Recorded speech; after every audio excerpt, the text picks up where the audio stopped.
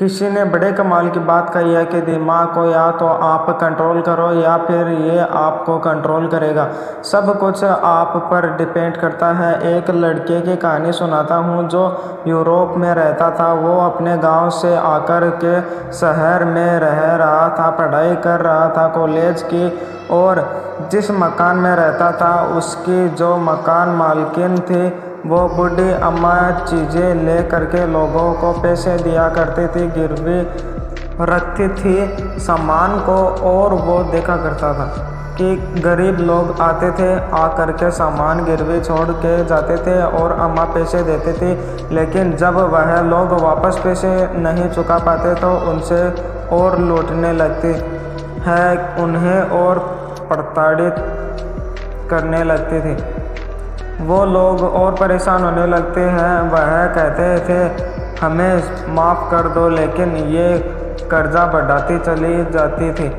ये लड़का जब भी उस बूढ़ी अम्मा को देखता, अपने मकान मालकिन को देखता था, उसको बहुत गुस्सा आता था। ये क्या औरत है, क्या कर रही है, गरीब लोगों के साथ में ऐसा कर रही है, माफ़ क्यों नहीं कर देती कर्जा। वो ये सब देख करके परेशान हो रहा होता था।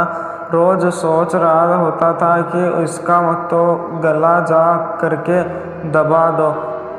एक दिन उसके घर से पैसे आना बंद हो गए, कम्युनिकेशन भी नहीं हो पा रहा था, कम्युनिकेट नहीं कर पा रहा था। घर पर की बात क्या होगी। फिर एक दिन आया कि पिताजी की तबीयत खराब है, पैसे नहीं भेज पाएंगे। यह वापस घर जाना चाहता था, लेकिन इसके पास में पैसे खत्म हो गए थे। मजबूरन इसे अपनी मकान मालकिन के पास जाना पड़ा, उस बूढ़ी अम्मा के पास जाना पड़ा।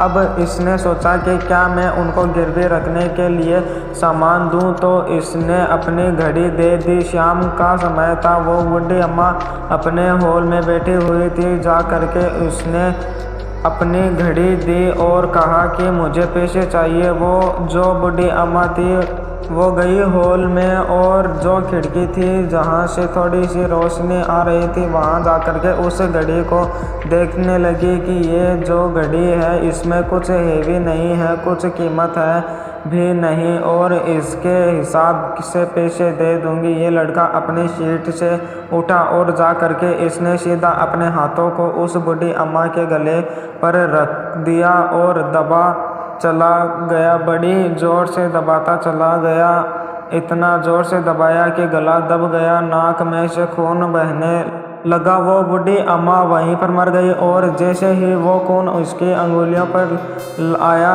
यह चौंक गया, ये डर गया। उसने तुरंत बूढ़ी अम्मा को छोड़ा और कहने लगा मैंने नहीं मारा, मैंने नहीं मारा। पुलिस पकड़कर ले जा रही थी और ये कह रहा था कि मैंने नहीं मारा।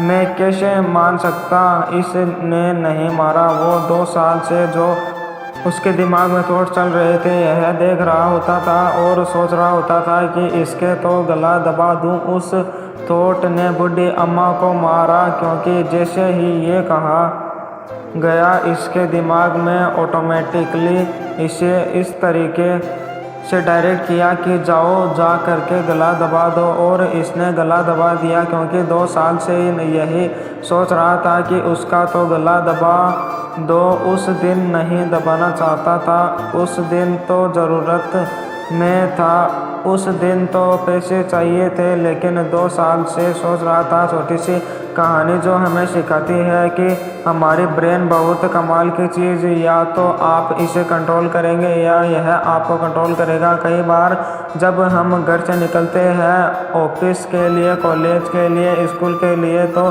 डायरेक्शंस नहीं देने होते। ये जो सुपर कंप्यूटर है उसको मालूम है कि किधर जाना है, या अपने आप आपको ले जा करके वहाँ पर पहुँचा देती है। कई बार आप सोच भी नहीं रहे थे कि किस मोड़ पर मुड़ना है, लेकिन गाड़ी अपने आप घूम जाती है, क्योंकि आपके ब्रेन को सब कुछ पता है, कुछ अपने से काम करने लगती है। आप जैसा सोते जाएंगे वैसा ये काम करने लगेगी। आपके विचार ही आपके कर्म बन जाते हैं। यह छोटी सी कहानी वही समझाती है। इसलिए जो आप सोच रहे हैं उसके बारे में सोचें कि आप क्या सोच रहे हैं। अच्छा सोचना शुरू कीजिए, अच्छा करना शुरू कीजिए। एक बार फिर से वही बात जो अक्सर आपसे कहता हूँ, कर दिखाओ कुछ ऐसा कि दुनिया करना चाहे आपके जैसा। वीडियो अच्छा लगा हो तो लाइक करें, सब्सक्राइब करें और अपने दोस्तों में शेयर करें।